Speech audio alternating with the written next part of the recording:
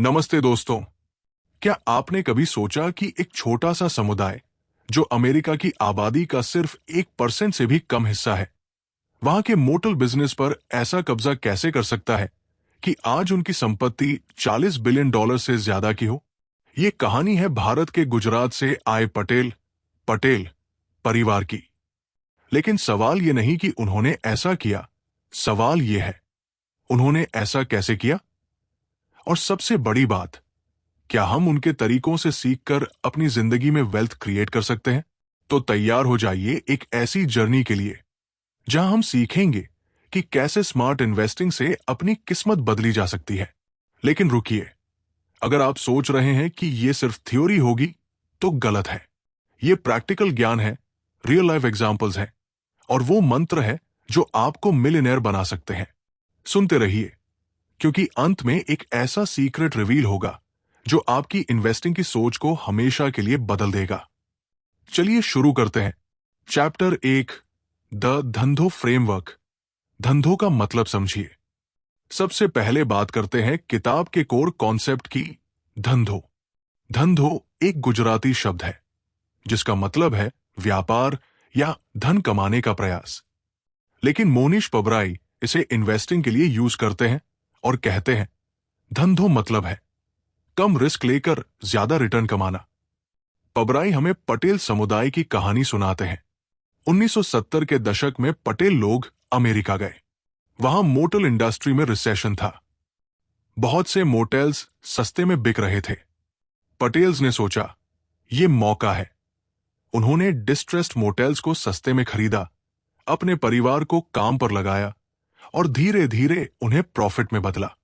उनका मंत्र था heads I win, tails I don't lose much. यानी अगर जीत गए तो बहुत कुछ मिलेगा और अगर हार गए तो भी बड़ा नुकसान नहीं होगा।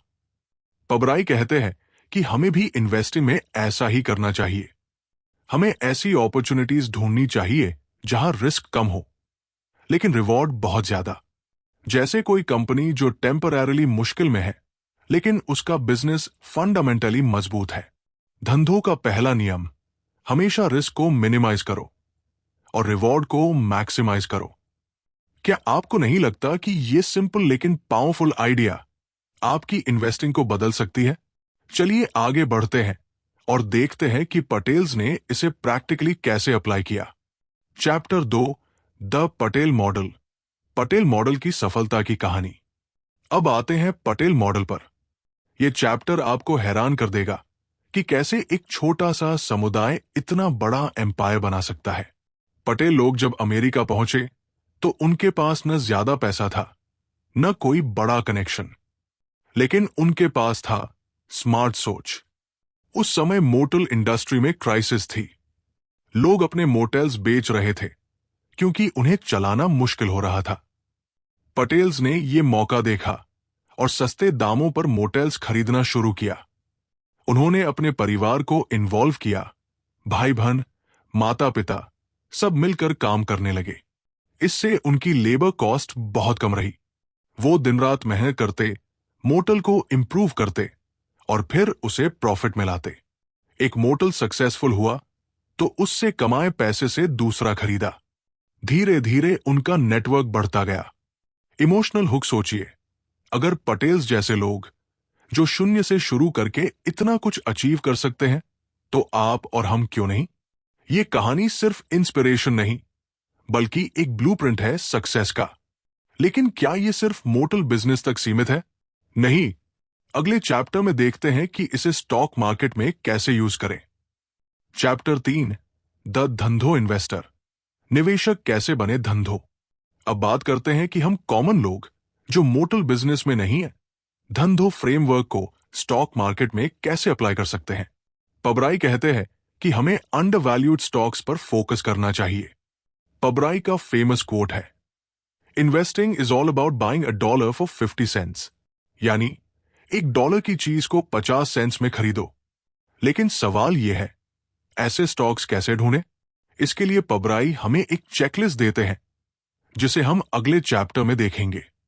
तो क्या आप तैयार हैं एक ऐसा फॉर्मूला सीखने के लिए जो वॉरेन बफेट जैसे इन्वेस्टर्स को सक्सेस देता है?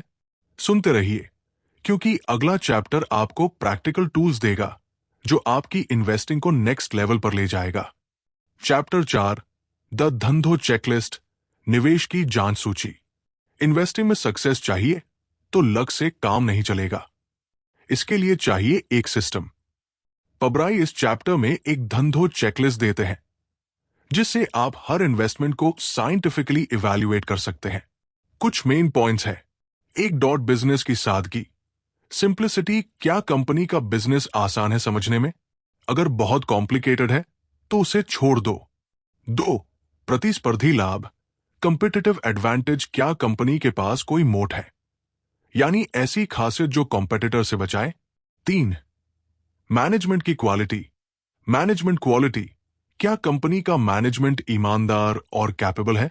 4, वैल्यूएशन। क्या स्टॉक अंडरवैल्यूड है, यानी क्या आप उसे उसकी रियल वैल्यू से सस्ते में खरीद रहे हैं? पबराई कहते हैं, a checklist helps you avoid mistakes and ensures you don't miss anything important. ये चेकलिस्ट एक फिल्टर की तरह काम करती है, अच्छे इन्वेस्टमेंट्स को पास करती है और बुरे को रिजेक्ट करती है। साइकोलॉजिकल ट्रिक सोचिए, अगर आपके पास ऐसा टूल हो जो गलतियों को रोके तो आप कितने कॉन्फिडेंट इन्वेस्टर बन सकते हैं? यह सिर्फ थ्योरी नहीं बल्कि प्रैक्टिकल गाइड है। अगले चैप्टर में देखते हैं कि पबराई ने इसे खुद कैसे यूज किया।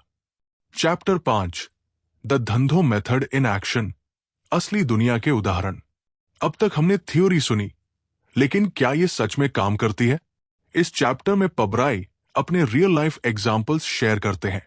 एक बार उन्होंने एक कंपनी में इन्वेस्ट किया जो टेम्पररीली क्राइसिस में थी। मार्केट ने उस स्टॉक को अंडरवैल्यूड कर रखा था। एक और एग्जाम्पल है वॉरेन बफेट का। बफेट ने कोका कोला में तब इन्वेस्ट किया जब मार्केट ने उसे सस्ता समझा। उनका कहना था, यानी ऐसी कंपनी चुनो जो इतनी शानदार हो कि मैनेजमेंट में थोड़ी बहुत गलती हो तो भी वो सर्वाइव करे। धंधो मेथड का मतलब है सही समय पर सही कंपनी में पैसा लगाओ और फिर धैर्य रखो। लेकिन क्या इन्वेस्टिंग सिर्फ बाइंग तक सीमित है? नहीं, आगे देखते हैं साइकोलॉजी का role. Chapter 6, the psychology of investing, मन का खेल। इन्वेस्टिंग में पैसा लगाना जितना टेक्निकल है उतना ही साइकोलॉजिकल भी। मार्केट में अप्स और डाउन्स आते रहते हैं। कभी स्टॉक गिरता है तो लोग पैनिक में बेच देते हैं, कभी चढ़ता है तो ग्रीड में ज्यादा खरीद लेते हैं। पबराई कहते हैं कि हमें मार्केट की शॉर्ट टर्म मूवमेंट्स को इग्नोर करना चाहिए। उनका क्वोट है, the stock market is a device for transferring money from the impatient to the patient. यानी जो इम्पेशेंट है वो हारते हैं और जो पेशेंट है वो जीतते हैं। वो कुछ कॉमन बियासेस की बात करते हैं। ओवर कॉन्फिडेंस, हमें लगता है कि हम मार्केट को प्रेडिक्ट कर सकते हैं। हर्ड मेंटालिटी, सब बेच रहे हैं तो हम भी बेचते। एंकरिंग, पुराने प्राइस को बेस बनाकर डिसीजन लेना। इमोशनल अपील, दोस्तों सोचिए, अगर आप इन गलतियों से बच जाए तो आप कितने बेहतर इन्वेस्टर बन सकते हैं।